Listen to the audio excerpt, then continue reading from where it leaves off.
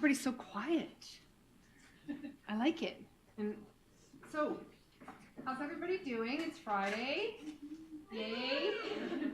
And you get to come to a great session, which is even better. Would you not agree? Yeah. Come on, people, work with me. So I'm Max Frank, and I'm the director of the Maji Center here at NAIT. Is everybody familiar with the Maji Center? What was that? Yeah. That was supposed to be like... Yeah. Yeah. So the Maji Center is a center here at NAIT that helps you to develop skills around entrepreneurship, or help to build out your business, or if you're generally thinking of working for an entrepreneur. So I came to NAIT about a year ago, and prior to that, I was with the Edmonton Chamber of Commerce, and totally devoted to making a membership experience for the business community here in Edmonton. And I got the privilege of working with Dana when I was at the Chamber, and turning the Chamber into more of a digital platform and more engaged with their audience. So when I first started to work with Dana, I was extremely impressed by her knowledge, her passion for what she does, and her non-adversity to a little bit of risk. So she came here from, we were just talking, Manitoba, and Hamilton, and she started a company that was in this growing field of social media and digital platforms, etc. And you know, it's hard when you are, first of all, new to the city, and second of all, a woman entrepreneur. And so I couldn't be more than happy to introduce Dana. She's grown Kickpoint into a fabulous agency. She has a wonderful team of people, a wonderful portfolio. So I'm so happy that she's come to share with us her story today. So I'll pass it over to you and enjoy it.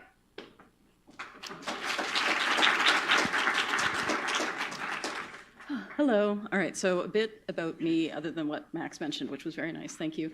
I've been doing this now. This is my 19th year working in digital marketing, which may be longer than some of you have been alive because of where I am. 19 years ago, the internet was a bit of a different place in 2000 than it is now. And that's one of the things that I really like about my job and about digital marketing, is how we do stuff now is totally different than how we did stuff 3 months ago, 6 months ago, last year, 19 years ago. And so I get to tell my newer employees, back in the day, you know, or this is like this because way back when we had to do this, for example. And so there's a lot of history in digital marketing, but it is such a new field. And one of the nice things about it, and also the horrible thing about it, is that anyone can become a digital marketer. You just need an internet connection. So that means that sometimes it's really hard to pick, you know, the good agencies from the terrible agencies. And this is what we run into a lot. And one of the things that's great about marketers is that they are awesome at marketing to you. And that's something that we run into a lot. They're like, oh, this brand looked really great. And they said lots of awesome things. You're like, well, yeah, but are they actually great? And so hopefully in the presentation today, I'm going to move this mouse out of the way, I can educate you a little bit on how to choose an agency, how to choose a good agency from a bad agency, what to look for if you want to do it yourself. And I'm more than happy to answer questions at any point. Just wave at me. And hopefully we'll also have lots of time for Q&A afterwards. And one of the things, we even have it on our website, is that we're very, very honest. So if you have any feelings, thoughts, I'm going to tell you how it is. And some clients like that, some of them don't. So, but I'm more than happy to be honest with you about my opinion on stuff. So, hiring a digital agency is a very expensive mistake, because unlike with other forms of marketing where you can take down the bus ad, or the billboard's going to run out, or eventually people forget about that really terrible magazine ad, hiring a bad digital agency means that your website can be in trouble with Google for years. It can take you forever to get out of Google jail, for example, or people on the internet never forget anything, right? Screenshots are forever. And so if you look up certain brands, I mean, there used to be a huge trend where people would type in brand sucks, and there would be people had registered thisbrandsucks.com, and all these stories about how terrible they are would go out there, and now that's Google reviews. So certainly it's really hard to recover if you have a bad experience with an agency. And that's why one of the things that choosing a good digital agency or doing it yourself well is so important. And the other question I get asked a lot is, why is this so expensive? This used to be so cheap. I could get a website for $500. And when I started in 2000, I did websites. I personally don't program anymore, but I could do them for $500 because they did not take very long. $500 now is like, I'm going to think about you for 10 seconds, right? And so that is really the difference, is that the complexity of what we have to do has increased so much over the years. You don't just launch the website anymore. You have to think about analytics and tracking and social media and ads and SEO and all the different stuff. And back then, you could just launch a website, and because you were one of the 20% of companies that had one, you magically ranked #1 in Google. It is not like that anymore. Although in Canada, certainly, I would say about 60% of our clients are in the States and Australia and the UK. We are significantly less competitive here than we are in other markets. We have to work way harder for our clients elsewhere, but we get to charge them in American dollars, which is super nice. So, especially right now, it's like 30% more money for doing nothing. So that's also entrepreneurs, if you are working with American clients, always charge in US dollars. That's my pro tip for you. And then get a US dollar account, and then only transfer when the exchange rate's good. So. But that's one of the reasons why digital marketing is so expensive, because there's a lot of stuff to think about, and there's so much more competitiveness now than there used to be. It used to be so easy, and now it is sadly not easy at all. And the work that we have to do increases all the time, and particularly if you're working with a good agency, they're going to say, oh, you know what? You need this, and you need this, and you need this, and you need this. And they'll say, oh, but this other company only said we needed that. Like, yeah, but you're not going to get everything that you need. And so that's one of the really difficult things when you work in an agency, is balancing the idea of completeness, doing everything, versus what the budget can hold. And we kind of call that the velocity of the project, in the sense that we can go so fast, but the money's going to run out before we get to the destination. Or we go a little bit slower, but we'll actually get to where we're going. And so you really have to balance the idea of, it's the idea of fast, cheap, good, right, where you can only pick two. But in our case, it's, fast, cheap, complete. And instead of good, because you can get so far with stuff, but then you forget about something vital, and then 6 months later, you're like, oh, we're missing out on this huge opportunity because we didn't invest in this. Or we have to go back later and do this thing. And actually, I have a great example from today. One of our clients who we're doing AdWords for, or Google Ads is what it's called now, her SEO has been decreasing month over month, and we've told her for months, you really need to invest in this. And finally, she's like, okay, I'm ready to go. But the thing is that her competitors have been doing it for so much longer that now she has all this technical debt she needs to make up when it comes to her search engine optimization. And it's going to take us a lot longer to get there because she wasn't spending the money now, right? And so you can only harass a client so many times to do the stuff, and you're like, you know what? You're aware of what the problem is. You call us when you're ready, right? And that sucks when you have to do that, but sometimes it happens. But there is tons more work. Websites are so much more complicated now. Think about when Apple introduced the iPhone. And BlackBerry, bless their hearts, were like, nobody's going to want a web browser on their phone. That's ridiculous. So it turns out that we all want web browsers on our phones, and we all want to be on the internet all the time.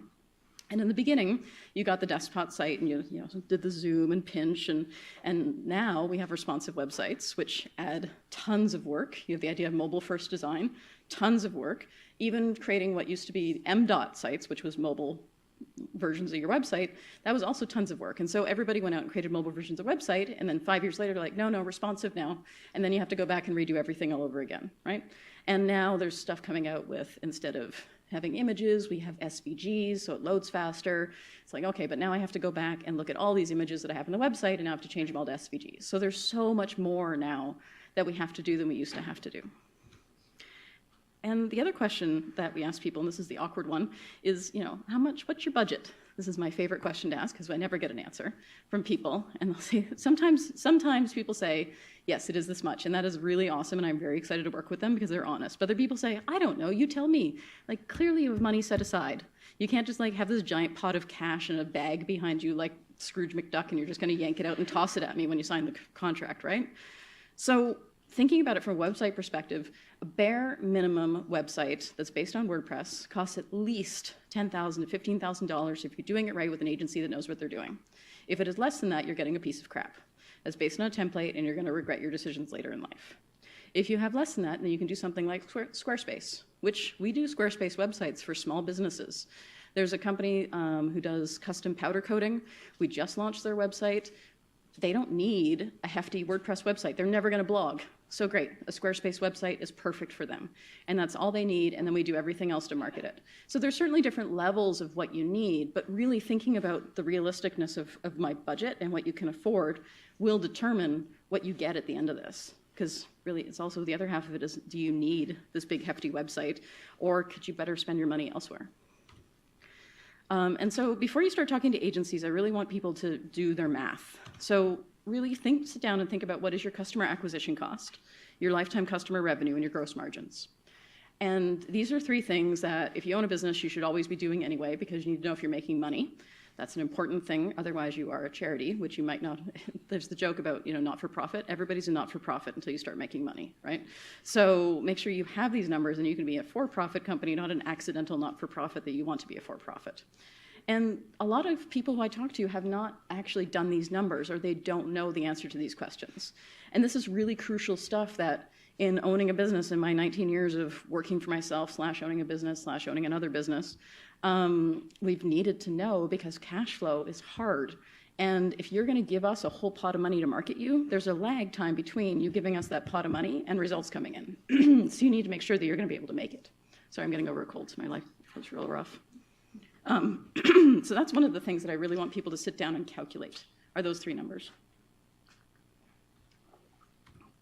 And then the next thing is, what are your goals? And I love this question too, because people say, more sales. Like that's not a goal. Like technically, okay, I guess it's a goal, but it's really an aspiration. And I ask people to sort out the idea of aspirations versus goals. And I'm sure that you've all heard about SMART goals, right? And SMART stands for different stuff, and I can never remember what all the different things are, but it's specific, measurable, actionable, realistic, and time-based. Oh, I think I got it this time. Yes, all right. I've memorized it this morning, and I knew I was going to forget by the time I got here, but I didn't. So for SMART goals, if you try to take these goals like more sales, it's a terrible goal, right? And actually, Max, I'm just reminded of the chamber, because we had to go through this process with the chamber, and some of the goals were like, this is not a goal. It's because how are you going to measure it? Because people will say things like, I want to increase the public perception of us as a company, or I want to more brand awareness. I hate brand awareness, because like, how are you going to measure this? What is your share of voice in the market right now? What do you want it to be? Who are your competitors? And if you don't know that, then your goal is to determine that, and then your goal is to determine how you're going to improve that, right? So keep walking back. Be that annoying 5-year-old who keeps asking why until you can get down to the very smallest unit of possible measurement. And then that's where you start with a goal. And that's also a really difficult process for clients to go through. So one of the first things we do with clients is what we call a goal charter. Well, we'll write out their goals, and then we will write those goals in ways that should be written, like SMART goals. And then we will walk through exactly what we're going to do in order to meet those goals. Because 12 months from now, you might have forgotten the original discussions, and then we have this charter we can return to and say, remember, it was going to be this. And that also helps you make decisions on, should we spend money on this or this? Well, let's look at the goal charter. How is this thing we're thinking about spending money on going to lead us towards our goals, for example? And even internally for us, I was approached to speak at a conference in Germany. And of course I want to go because Germany, but they can't cover flight, they can only cover hotel. So I talked to my business partner, I'm like, I don't know, the flights are $1,200. And she's like, we just dropped a whole bunch of money fixing up our office, and that hasn't done anything. I'm like, actually, everybody talks about our brand when I go and speak at stuff about our cool office. So it does actually reflect in that. So that was our justification, was like, well, should I spend this money? Well, this is the possible result coming out of that. And one of our goals is to increase our breadth of international clients so that we don't depend on the Edmonton market for all of our work. So of course, speaking at a conference in Germany helps us reach that goal. So yes, it is worth the $1,200 investment. And I'm going to have a great time in Berlin in September. So that's the kind of thing that where you think about your goals and think, is this a good opportunity? Great, let's go back to that. Yes, we can go ahead and do that. And please don't hide your budget. I think this is a really important point. And RFPs in particular are the worst for this, because large organizations like Nate issue RFPs saying, we would like marketing, please, except they don't say necessarily how much. Sometimes they do, and that's amazing, and I really appreciate it when they do, but sometimes they say, I don't know, and then you're guessing, because you think, all right, well, based on what you asked for a $90,000 project, and they're like, oh, actually, we only have 30. Like, if you told me that before we started this, then I wouldn't have written a $90,000 proposal. And did you know you were asking for $90,000 of work, not $30,000 of work? So you end up with this real disconnect between what the client thinks is a realistic budget and a realistic perspective, and then what the agency's like, oh no, actually you can't, you can do like a sixth of the things that you wanted to do with this money, or you hire the cheapest option and hope that you'll get there. And that's really one of the most difficult things is understanding that budget. So if you know those numbers about your organization, you know those goals, it can really help you put together a realistic budget before you contact an agency, or if you do it yourself, figuring out how much time and effort you're going to spend on this, because your time is not worthless. Your time is money. And if you're investing it yourself, you need to know how much money you're making off of the effort that you're putting in. So I'm going to go through the two options of doing it yourself versus hiring an agency. So I'm going to start with doing it yourself, because often when you have a brand new business, Maybe you think, you know what, I have more time than money at the moment, so therefore I'm going to do my own marketing. Or this seems easy, I can do social media and post to Facebook, anybody can do this. It's tragically not that easy, but I mean, certainly when you have more time than cash, doing it yourself is a great option. And frankly, a lot of times we like teaching clients how to do some stuff themselves because this is not rocket science, right? We're not saving babies, it's marketing. So I think it's important for people to know how to do stuff because there is some day-to-day implementation pieces that anyone can do. Right? Like, yes, I've been doing this a super long time, but also if you have a marketing degree, you can walk into an agency and you can do a lot of these implementation tasks right off the bat, right?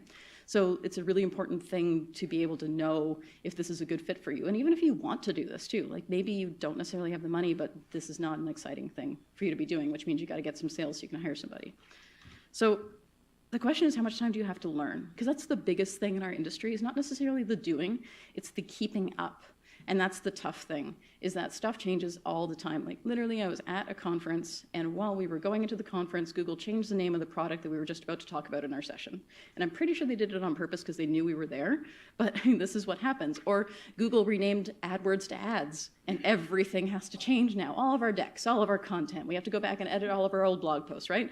And they decided to do it right before Christmas because they don't like us. But I mean, this is what happens in our industry. Stuff changes all the time, so you really have to keep up. And there's a lot of terrible, really crappy, out-of-date, shitty advice out there from people who take other people's advice and copy it, and then they, buy my ebook and you'll get the secrets of. There's no one weird trick. There's no silver bullets in this industry. A lot of it is just sitting down and putting in the work. But there's a lot of people who, tell you bad advice. And then it works for a little bit, and then you get in trouble, for example. So I have included a list, and feel free to take a picture of this, and hopefully you can distribute the deck afterwards as well. But these are the sites that I trust. So Moz.com, they've been around for a long time. Actually, I met their founder back in 2004 at a conference in Toronto. We've been friends since then, and he started very early in the SEO field. Buffer is their product that helps you post updates to social when you want to, as opposed to when you're awake. And they have a great blog where they get into a lot of data information. So they'll have things like, we analyzed 80,000 Facebook posts, and this is what we learned about length, for example. And so there's some really interesting details there. Ad Espresso is one of the best blogs about paid social media. Every piece of advice they give you there is totally legit. They're owned by Hootsuite, which is another social media management company. Search Engine Land is very SEO focused, but they are the experts. And the guy who started the Search Engine Land actually works for Google now on their web spam team, so they're not going to say anything that's not true. And Marketing Land is owned by the same organization. Client Boost is just Google Ads, but they also excellent advice on Google Ads, and by Google Ads I mean AdWords. We'll never be able to change it. And then if you're on Twitter, which you should be, because a lot of marketers do have lots of conversations on Twitter, and there's lots of great information on there, there's a hashtag PPC chat, and they have a weekly chat, but then just in general, when people are sharing information about pay-per-click marketing, PPC, then they'll share it on the PPC chat hashtag. So if you keep an eye on that hashtag, it's a really great place to keep up on paid. And I find that there's a real difference when you think about the disciplines in digital marketing. There's PPC, there's SEO, there's content marketing, there's social, right? These seem like the four major buckets that things fall into. And the content marketing people are, they're writers, they're lovely, they share lots of information, but it doesn't necessarily change significantly all the time. SEO is like, what did Google do yesterday? But I'm not necessarily going to share my stuff with you because I don't want you to beat me. And PPC is like, look at this crazy thing I did, and they're way more open with the stuff that they share. So I find that PPC is actually one of the more fun places to pay attention to because they're very open about tests and information and results and good results that they've gotten from doing different things on campaigns. So definitely check out that hashtag. One thing though is when you're on these blogs, anything older than 2 years, I would not pay attention to that advice. So, because really it starts to get out of date really fast, particularly if you're thinking about something like local search. So you do a search for like best restaurants and a little map comes up. How stuff is ranked in that map changes basically every week. I went on vacation for 2 weeks and I had to learn a whole bunch of stuff when I came back. It changes really fast. So anything older than 2 years is just bad advice. And you can tell if it's old. For example, if you're reading a post and it says AdWords, then it's old. You can tell if they're talking about things that you don't see on other blogs. Really look at those dates. Because even stuff, for example, if you go back in the archives and something I respect like Moz or Search Engine Land, if it's older than 2 years, it probably hasn't been updated. And so it doesn't necessarily reflect the reality that we have now in digital marketing. And please don't buy those courses that promise secrets or massive results. I get marketed all the time on Facebook with those, and they're like, you know, this one trick has increased my sales by 8,000% in 6 months. That does not happen. That is a lie. Please don't give them money. What they're really good at is selling courses, and that is what they do. It's all made up. So please don't buy those courses. I really wish they would go away. Those people, they drive me crazy. And stay accountable to yourself. This is the biggest thing. And this is advice for marketing for yourself. This is advice for working for yourself, right? Is that even if it's just you, and I freelanced, I had an agency back in Hamilton, I sold that agency, I freelanced again, I moved here, which I was never expecting to do, but here we are, it's my wife's fault. And then I opened an agency here once we realized we're gonna be here for a while. And while I was freelancing, that was the most difficult thing, was staying accountable. When you're at a company, you have people you have to stay accountable to. And this is one of the things that I find really difficult about solo entrepreneurship is, even if you have employees, they're not your co-founders necessarily. And one of the things that I really like in my company is having a great relationship with my co-founder. We own the agency 50%, 50-50, and so we can bounce things off of each other, and because we're on that equal footing, it really helps us stay accountable to each other. But if you are just you, then you don't have anyone to be accountable to about results, about putting in the time. You're like, I'm gonna watch this on Netflix instead of doing my stuff today, right? And so that's something where you really do have to stay accountable to yourself, or else it's not necessarily gonna happen. So write it down. Make sure that you are recording what's happening on your day-to-day basis. One of the best pieces of advice actually I ever got was at my very first day, at my very first job in Toronto. I felt very fancy at a software company. And my boss said to me, here's a journal book. Write down everything you do every single day and keep the books. And so I've kept a lot of books over the years. I do recycle them when I move on to a new job, but I have little field notes books that I carry with me everywhere, and I write down everything that I do. And for me, writing it down helps me remember, but it's also interesting to look back and say, what did I do on this day, right? And if I don't have any notes from that day, I know I just had a terrible day and I did nothing. So it really helps you stay accountable, is writing it down. All right, so now we're gonna talk about finding an agency. And just because I own an agency does not mean I want you to call us. We are busy, honestly. There's lots of good agencies in Edmonton and Calgary and elsewhere. So the good agencies I talk about, like, I'll happily refer people to them if you're looking for someone, but these are the questions you should be able to ask any good agency and get good answers. And the ones that are not good will give you bad answers. So I'm gonna walk you through that. And please start off by not picking an agency just because they worked in your field. We actually have a policy where we won't work with two companies in the same vertical in the same geographic area at the same time, because how can you compete against yourself, right? So, for example, we're working with a criminal defense lawyer in Edmonton. We cannot work with another criminal defense lawyer in Edmonton, right? We can work with one down in Calgary, and we can work with one in Ontario as we do, but here, that's it, just them. And they know that, and it's something that we talk about with our clients is exclusivity, because again, we can't compete against ourselves. So the problem is that, for example, there's a group that does a lot of marketing for dentists, and people will buy their website from them and they'll buy their marketing from them, but they're doing exactly the same marketing for you plus every other company out there. So you end up with the same crap that every other company out there has. This is particularly true for places like Auto Trader. We were working with a car dealership here in Edmonton, and they were working with Auto Trader for their ads. And we Googled like F-150, they're a Ford dealership, and their ad copy was exactly the same as another dealership's ad copy because they were both managed by Auto Trader. And it's literally the worst, but they were paying a lot of money for it. So don't just pick an agency because, oh, they have experience in this. You know, the principles of marketing transcend industry, and sometimes it's good to have that completely fresh perspective because you have to explain yourself to the agency, which can open up new avenues for yourself thinking, oh yeah, why do we do this? This does seem crazy, right? And then you can rethink why you've done things for so long. It's like the commander new to a company can see things that tradition has hidden, right? It's the same thing with agencies and picking agencies and describing what you do to agencies. Do they have case studies?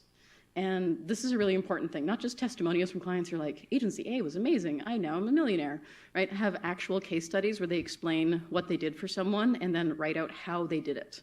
And those should be pretty detailed. Again, good agencies are willing to show their work. And that's one of the important things with case studies. And is there variety in what they design, right? If you looked at if you're looking for branding, for example, if you looked at all the logos that this company has done, can you tell that they're all done by the same person? Every designer does have their own style, for sure, but they should be able to transform that for a client. Or if they have multiple designers, right? Not everything should look exactly the same. So really make sure that they're flexible in that way. And are the results in the case studies a little too amazing? And so we were working with a company, and they hired a company to do their website. And the problem with the website companies is if they don't have a search engine optimization person on staff, then they don't know that when you move to an old website to a new website, you need to redirect the old URLs to new URLs, or else Google will think you have a brand new website and just tank all your rankings and you start over again from scratch. And you end up losing like 70% of your organic traffic. Those people call us like 6 months after. It's too late by then. But if you call us immediately, we can do some stuff. Unfortunately, they called us 12 months after, so it was too late for them. But then you go to the company who made their website, and not only did they win an award, I'm going to talk about awards in a bit, but their case study said that they improved bookings by 710%. So I looked, and I was able to reproduce it. They had compared the week of Christmas to the week of not Christmas. Well, yeah, no shit. Nobody's booking anything over Christmas. It's a company where like literally no one does anything in this field over Christmas. So of course it was one person versus 700 people, right? So of course their bookings went up by that much, right? So of course it was just, you read this, you're like, this seems a little too good to be true. Often it usually is. More realistic results is they'll say to people, what kind of results can you promise? Like, well, in our experience, you probably get a 30% lift after 3 to 6 months. And they'll say, oh, that doesn't seem very good. Like, well, but it's honest, that's, maybe you'll get more. That would be awesome. Here's the baseline that we're willing to tell you is going to happen, right? And so that's really where, if they're promising those triple-digit results, it was probably like complete and utter crap. And so the bar was set so low that literally doing anything would be good, or they made their own time periods to make it look really awesome for themselves. In awards. So if they list awards, are they results-based awards? Not every awards, really very few awards actually, are results-based, where you have to put together a case study and say, we did this and this is why we should win an award. Sometimes you are just showing what you've done, and then it's up to the judges to be, frankly, quite subjective and say, I like this, therefore it should win.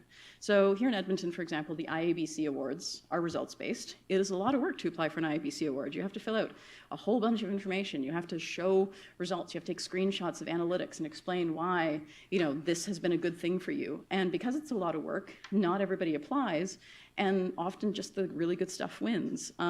Even if we don't apply, I really like looking at who's won, because it helps you figure out who are the good companies. And the other thing about IABC that I really like is it's a lot of in-house people. It's not just agencies winning the work, because great things happen with in-house teams as well, but they don't necessarily put in their stuff for awards that aren't results-based because it isn't necessarily flashy, right?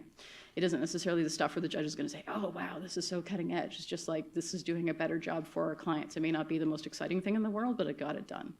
And that's really the difference. So when you're looking at an awards that an agency is talking about winning, check and see whether or not they're results-based. And so now I have a bunch of questions that you should ask of agencies. So first thing is, what is your process? They should at least be able to explain their process a little bit to you, what you're going to be looking at, or even like what they're going to do with you in the sales process.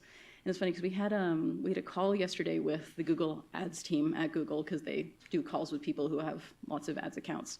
And they said to us, you have a lot of ads accounts in here. And I said, oh yeah, when we're talking to a new company about maybe working with them, I ask them for their ads number and they give us access. And they're like, really? They do that? And I'm like, yeah. And they said, other agencies don't do that. I'm like, well, how are you going to know what to quote if you don't know how bad it is now, right? And it just seems so shocking to the Google people, which I was surprised at.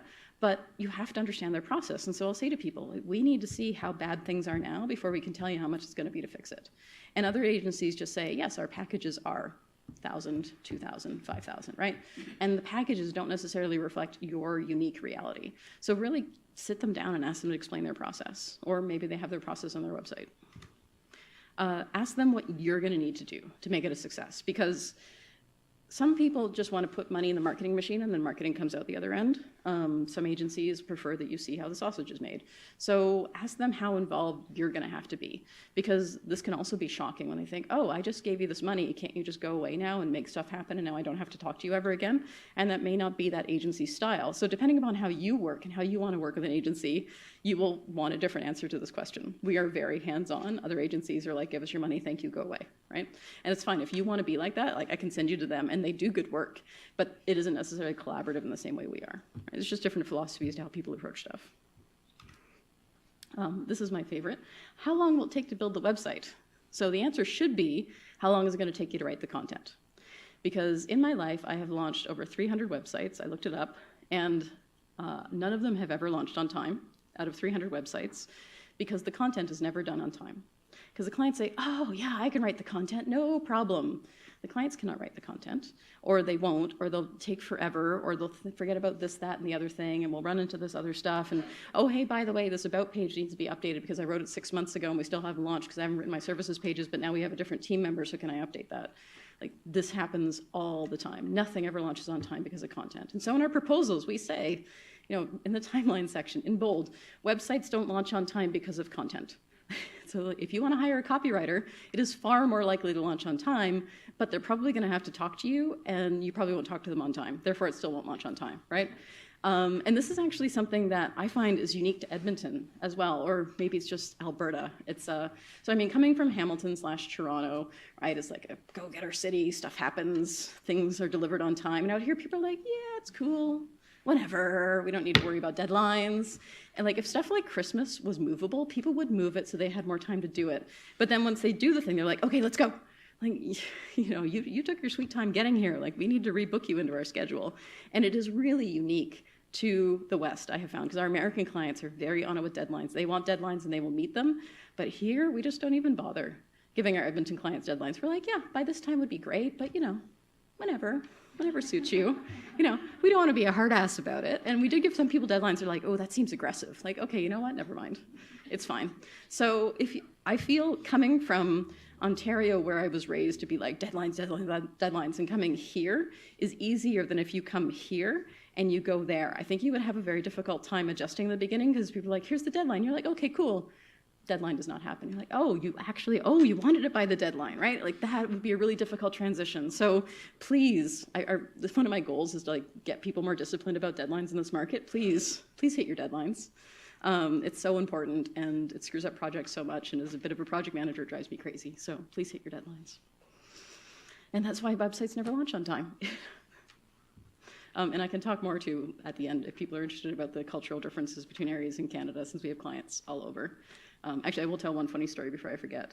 In Ontario, when somebody's done talking to you, they'll say, okay, we should go for a coffee sometime. End of conversation. You will never talk to them again. Here, when people say we should go for coffee sometime, they mean it. And so when I first moved here, people would say that. I'd be like, okay, cool, we're done talking now. And then I had a lot of coffee with people. I was like, holy shit, they actually want to go for coffee with me. So I think it took me about 6 months, and I said to my wife, I'm like, I think they mean it when they say this. It's not mean. So, and she's from Victoria. She's like, yeah, not everyone in Canada is like Toronto, Dana. So that was an interesting revelation when I first moved here. So friendly, not timely, is what I'm taking away from that. All right, the next thing that people ask is how long will it take to see results?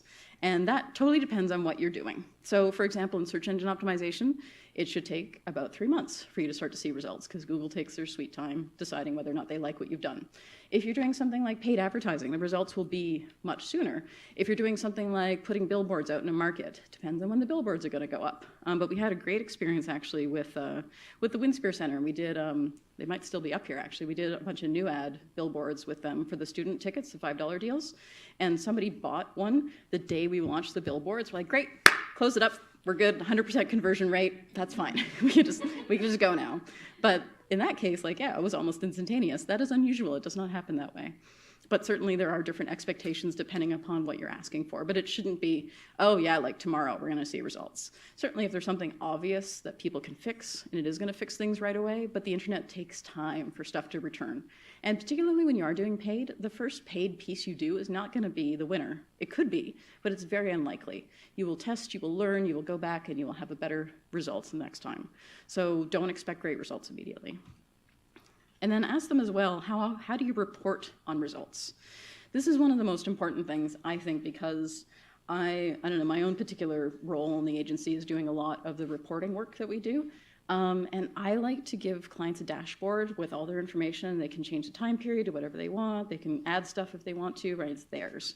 Other people are like, we're gonna sit down once a month and we're gonna go through a printout. So depending upon what you prefer, I think that you should prefer the other kind instead of the printout kind, but to each their own. Ask them how they report on results. Is it going to be open? Can you look at their own stuff? Because if they're being really cagey with you about reporting, it probably means the results aren't super good, and they're going to look at the report and think, how can I lie about this, right? How can I make it look better for this client?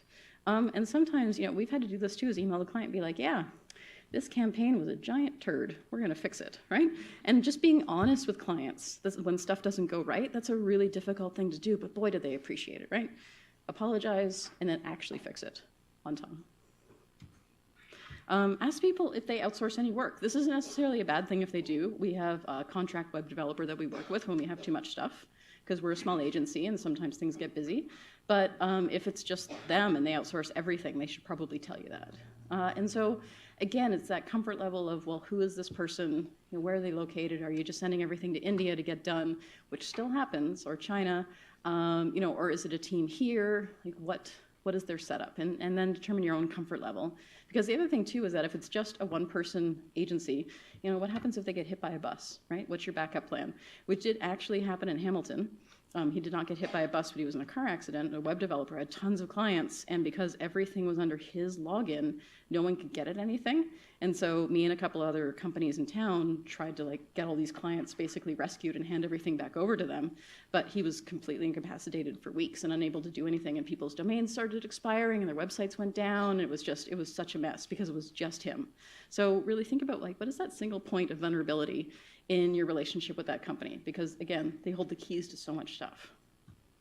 And then also ask them, do you white label any tools you'll be using with this project? And white labeling, if you're not familiar with it, is, let's say I buy a tool like Google Ads, and then I pretend that it's Dana's really awesome ads platform, and I don't tell you that it's Google. You can't do that with ads, but you can do that with lots of other stuff. And then you pretend that you've come up with it yourself. Most cases, marketing agencies, if they came up with a really awesome tool, they should just be marketing that tool and not be selling client work, because you can make way more money on products than you can on services. So if they pretend that they've come up with this really awesome tool, they should probably just go ahead and market that. So most of the time they are white labeling. And the problem with white labeling is that they're probably marking up the cost. You could be getting it a lot more cheaply if you actually paid for it yourself. You would have a direct relationship with the tool vendor who is invested in making sure you continue to sign up. And then you're not screwed when you eventually break off the relationship with that agency and all your data is held in their white label tool, and now you lose it all when you switch over to a new provider. So this is a really important thing to ask people. Yeah? Can you give an example of that? Oh, yeah, there's lots. Let's see, Postmedia, for example, has a white labeled version of some display network somewhere. I don't know which one they're using. Yellow Pages resells a company called Yext for local business citations. You shouldn't go with Yellow Pages at all, ever. Anyway, Google Yellow Pages sucks and come to our blog post. They resell something called Yext. I know there's a few companies in town that resell call tracking software, so where the phone number in your site will change based on how people got to your website, so I can tell where phone calls came from. There's great companies that do this, like CallRail, and they do white labeling, so people will resell that. Lots of reporting software, they'll say things like, oh, we created our own reporting platform. No, you didn't. And that's there's one called Dash This, for example, that is quite easily white labelable. There's lots of different options out there. So really, it's just the tools that they probably use to communicate with you are probably the ones that are being white labeled. So, and it's really, the cost sucks because they can mark it up as much as they want. You just don't necessarily know, right?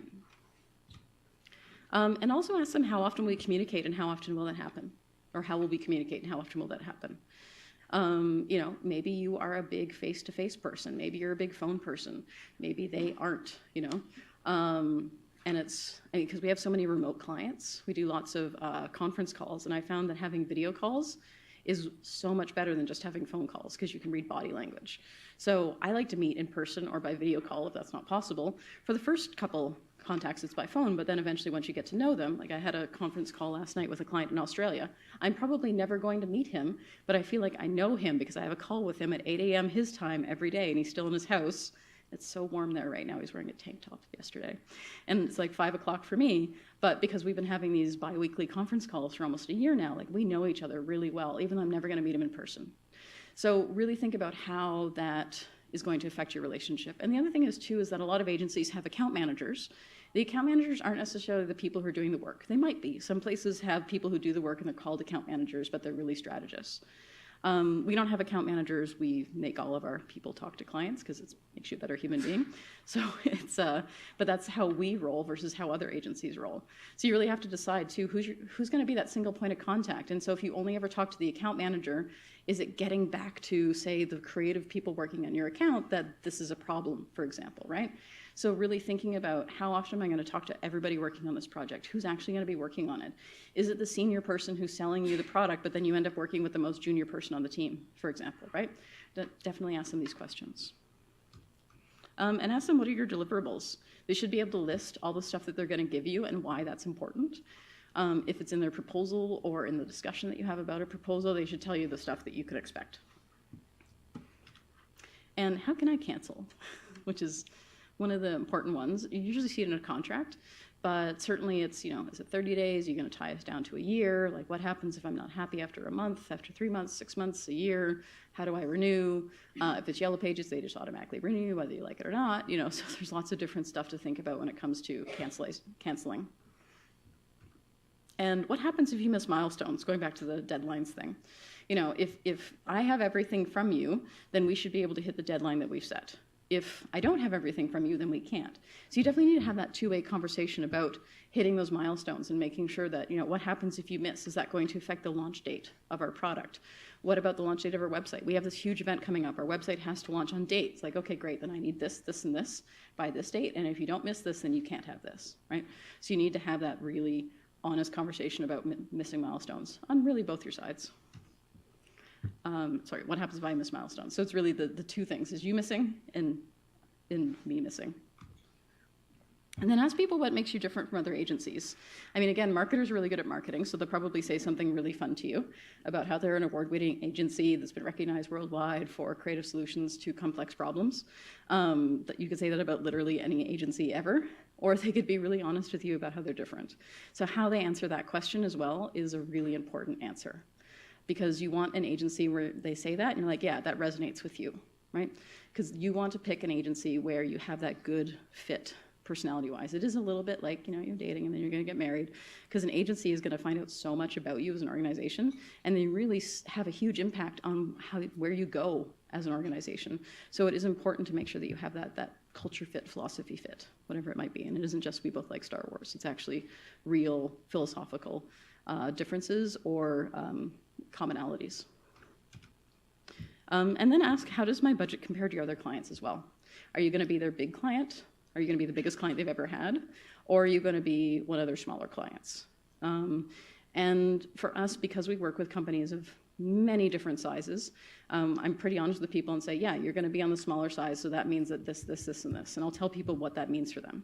It's like, we're just being totally honest. But if you really want to work with us, then, as long as you're okay with this happening, then this is how it's going to work, for example. So maybe you'll be working with, instead of talking to me, you'll be working with Liz, and I'm going to introduce you to Liz now, for example, right? Or if it's a huge company, be like, yeah, you're going to take over a lot of our time. So, we really need to make sure we get this stuff from you so that we're not devoting all this time to you as an organization. You're 20% of our book, and then you miss your deadlines, and then I can't pay my staff, right? So that's a really important back and forth conversation to have. And also try to get a timeline from them on what you guys are going to be doing the first 3 months other than marketing, right? Like, what is actually physically going to be happening, and get a dedicated timeline with deadlines, in theory, on what's going to be happening in those first few months.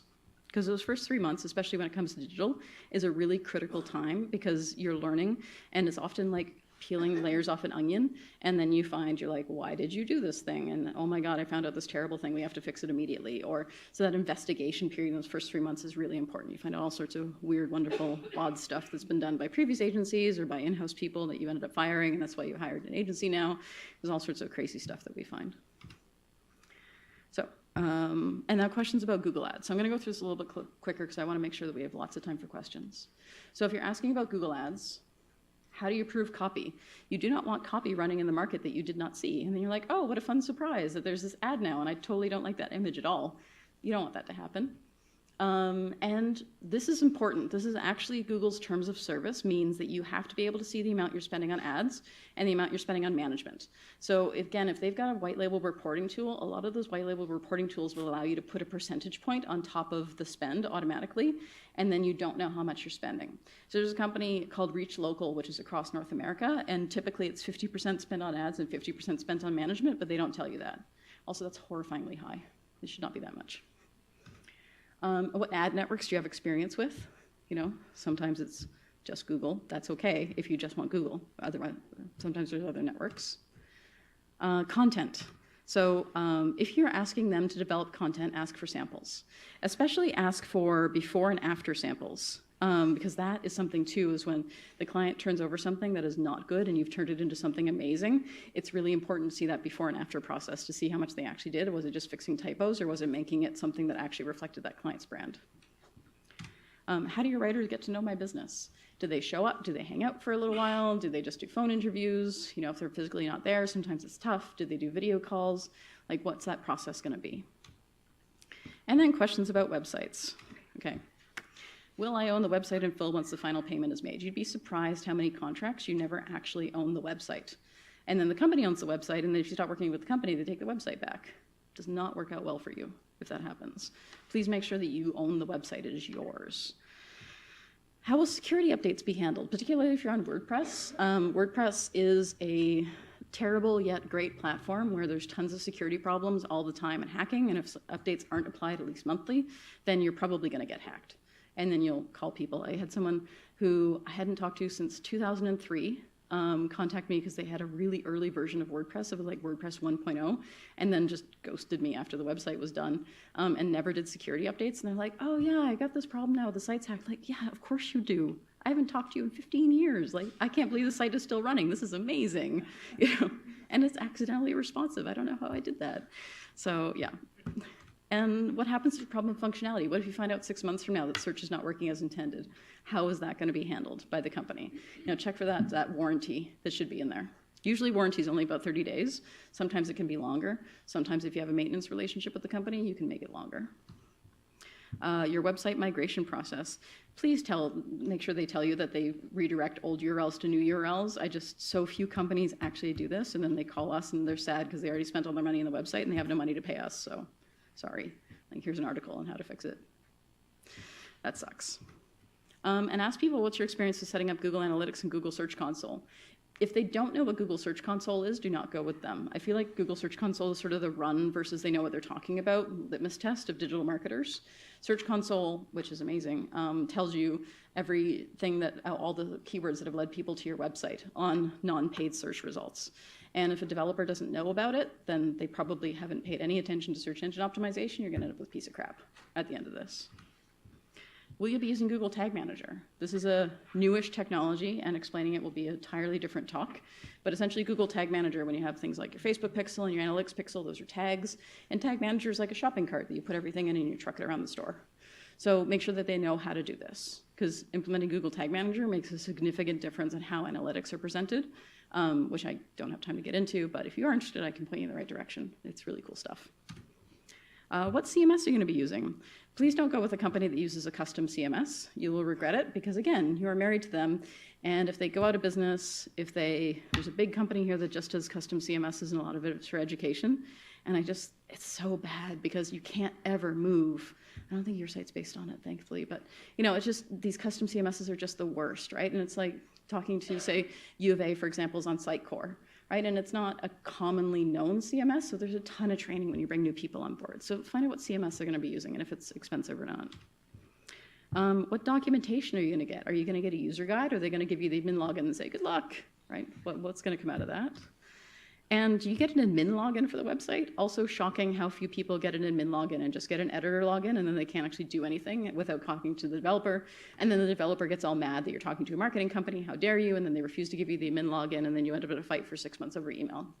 Not that that's totally happening right now at all. How are licenses for paid plugins handled? There's a lot of paid plugins for stuff like WordPress, and if the developer buys the license for you, and then you leave the developer, and then it expires, and then you see where this goes, right? And then you end up with a fight for 6 months over email again. All right, warning signs. If an agency says we guarantee #1 rankings, no one can guarantee #1 rankings, not even in paid search, period. It is not a thing. If somebody says that, you just run. Don't walk, just run away. It's totally a lie. We won't give you access to your Google properties. You should own a lot of different things. These are the things you should own. You should own analytics, ads, Google My Business, Search Console, and Tag Manager at a minimum. So many times people let their agencies register the stuff for them and they don't own it, and then they leave the agency and then they are completely screwed because they have to start over again from scratch. And then especially with analytics, because then we have no historical data to compare to. Just don't let a company do this to you. And don't let them register your domain or control your web hosting, because then when they get hit by a bus, then you end up with nothing and your site goes down, which again has also totally happened. Don't let them create your Facebook page for you, because then it'll be tied to their personal Facebook account, not you. And again, when you stop working with them, then you lose all this historical data, possibly the page, and then they change the page name to so-and-so sucks and didn't pay me. Don't want that to happen either. Totally happened to someone. All right, last tips, if you ever get in the Q&A. Call references. I'm shocked at how few companies actually call references. And when we give out references, we actually tell them you're going to be hearing from this company and this is what we're talking to them about, and then they never hear from them. So definitely call references. And ask, like, are you the person doing the work? Is it a salesperson? Because they're going to say all sorts of wonderful things, right? Salespeople, again, good at sales, not so much at actually doing the stuff. Find out who you're talking to. And make sure you have that philosophy fit, right? I've talked about this a few times about how different companies do stuff in different ways. None of them are necessarily good or bad unless they guarantee #1 rankings or lie about their results. But make sure that you are going to be comfortable with how they work. That's a really important thing when you hire an agency. All right, so time for Q&A.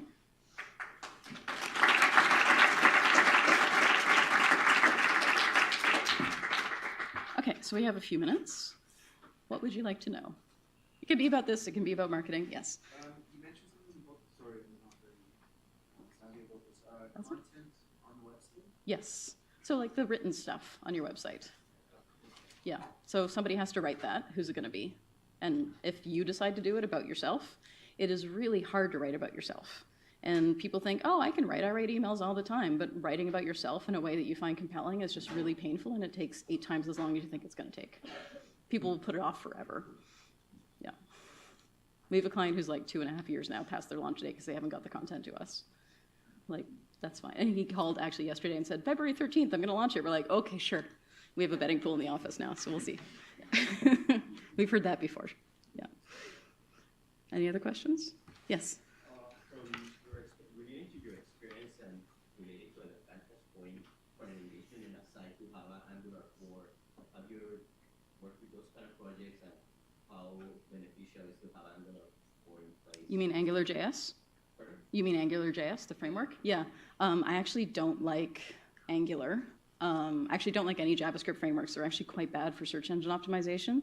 I get why they're needed, but they shouldn't be used on a public-facing website. They should be used, you can use them app side, because the app doesn't have to rank.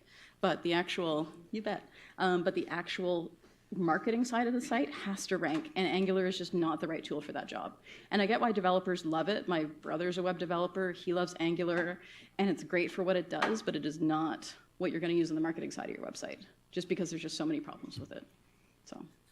Yeah, I mean, there's React, there's Vue, there's a lot of different JavaScript frameworks. They're all super cool. They're all terrible for SEO, unfortunately. Yeah. When it comes to entrepreneurs or new businesses starting up, do you, in your experience, feel that it might be more valuable for them to potentially hire a copywriter to help them create content than necessarily doing it on their own? Unless they're a good writer, you should hire a copywriter for sure, because it's their job to get those nuggets out of you. So if you can afford it, definitely do it. Not everybody necessarily puts the money aside for that, but it is something valuable. Unless you happen to be a great writer, which some people are. It's not what they do for a living, but they are good at writing, then great, do it yourself. Otherwise, definitely hire someone. Just to add on to that, would you have any recommendations for copywriting resources available throughout Ireland? Like as in hiring someone or just, okay. Separate from agencies? Yeah, honestly, most of the good copywriters work as freelancers. A lot of them do a lot of magazine writing work. So the person who we work with, and please don't all call her because we want to use her, is Caitlin Crawshaw. And she's great. She's done a lot of writing for Avenue and different like in-house magazines. The Apple magazine, the AHS puts out, she has articles for them. The Community Foundation magazine, New Trail, which is the U of A one. So check and see, and you can see the stuff that they've written. And again, it's also a fit for how they write. So for her, she writes a lot of the medical type stuff because she has a really warm sort of feel, and so she can make something like liposuction seem kind of friendly. So that's a rare talent that you have in a copywriter, right? Yeah, you bet. Okay. Oh, yep, back there. Honestly, you might not know, but like companies like Zag or Rope Digi5 or Sticks and Stones, just some Yep. agencies around Edmonton, Mm-hmm. we're talking about outsourcing a little bit. Yeah. I might have missed it, but did you have to be upfront with the client if you're planning on outsourcing something? Would possibly some of those agencies outsource? I know they're different, so you might not. I do know Zag and Sticks and Stones. I don't know if they outsource, to be honest. Yeah. I think all agencies do at some point if they get busy, right? I mean, that's something that happens is you suddenly get a whole bunch of work and you don't want to say no because you don't know when the work's going to come in again. So you say yes to everything and then you're screwed. But I think that that's one of the things where it's just be upfront with clients. So we, for example, we use a developer on contract, and we always tell our clients when they're working with this developer. And then he actually had a medical problem. He's had to take 6 months off work. And so mid-project, and so I just told the client, hey, look, I know Chris has been working on your thing, but he has this medical thing. He's going to be out for 6 months, and now Rich is going to be working on your work. You're still talking to us. It's not necessarily going to make any difference, but I want you to be aware of who this person is, right? And so it depends on the agency if they want to tell you that, but I always say ask because you should find out. And just one with the outsourcing thing. Mm-hmm. Like, what do you mean by outsourcing? Like, where would you go? Like, locally in Edmonton, or if you're looking for something else? There are some freelancers here. Sometimes we have to go elsewhere. It depends on what we need. So if there's lots of good people locally, then we'll go local. But if it's something really specialized, like Shopify development, for example, there's not a lot of Shopify developers in Edmonton. So there's someone I know who does great work in Toronto. So if we're overwhelmed, then I'll call her in Toronto and say, hey, can you help us out, for example. But I'll tell clients. And I do try to stay in Canada if I can, sometimes the US. I don't prefer offshore outsourcing because I don't know, I'm big about like shop local and how you should spend money in your local economy. And I was actually giving everyone at work crap because they were buying online for Christmas. Like, go to the store. They're like, yeah, the local Sephora. I'm like, it doesn't matter because those people work there and they get paid there and they spend money in the economy. So it's important to shop local. So I try to do that when I can. Thank you. You bet. Okay. Oh. We'll take one more. One more. Better be good. No pressure. Go ahead.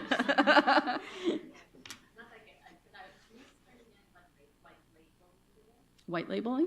It means that you've bought a tool, and instead of telling people that this is what it's called, so for example, there's a call tracking software. I use dashboarding software. So reporting software, it's called Dash This, and based in Montreal. And then when you go to view the reports, the URL is dashthis.com/report name. If I white labeled it, then it could be report.kickpoint.ca/report name, and I've ripped out all mention of Dash This, and I'm charging you extra because I'm paying for the tool, and then I want you to pay me extra on top of that for labeling the tool, essentially. And a lot of organizations do this. So if you search for like white label tool for social media management, for example, there'll be tons of different options that come up. And some big agencies like doing this because they really want you to stay everything with them, but it's also like an honesty thing. And can I get my data afterwards? Awesome. Okay. Well, thank you, Dana, for You bet. coming. We really appreciate it. Oh, thank you very much. Honestly, my head is spinning by the number of questions that she posed. Sorry, and, not sorry. You know, sorry. But we really appreciate you coming and great tips. Just wanted to let you guys know, how many of you are registered in the Maji Moodle? Okay, there should be more people registered. Register for the Maji Moodle. We've got lots of other great events happening this spring. So our next one is coming up on Tuesday. How many of you do presentations? How many of you are going to be presenting and maybe asking people to do something for your business or wanting something from somebody at some point in your life? You should all be raising your hands, All FYI. raise your hand. Just seriously, like everyone's gonna have to do a So- presentation once in their lives. Exactly. It looked really good, you should go. So we have a pitch presentation type of event happening on Tuesday from 4 to 5. There'll be someone coming up and talking about how to nail that pitch. And one of our student success stories who went to San Francisco and learned from the masters in the Valley on how to do a pitch. So he'll be talking as well. So sign up, come to that event.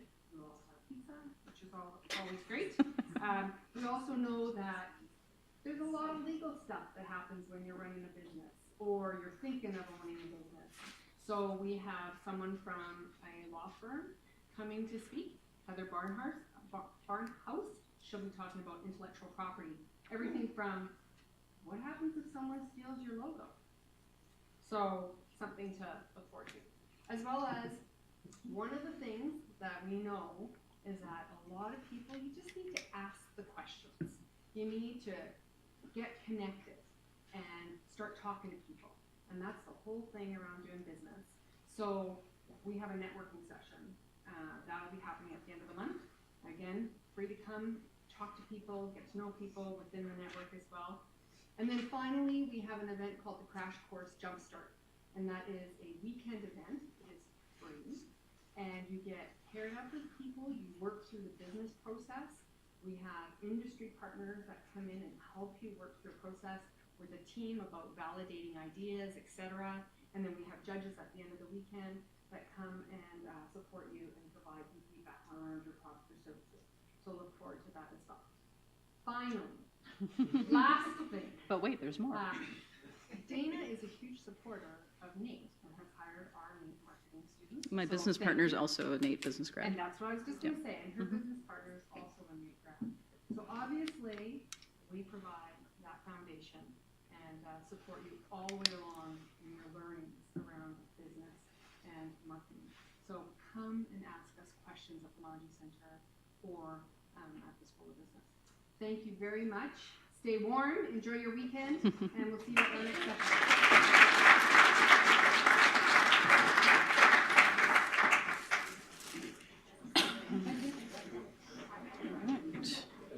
You bet. Thank you. Thanks. Here's the mouse.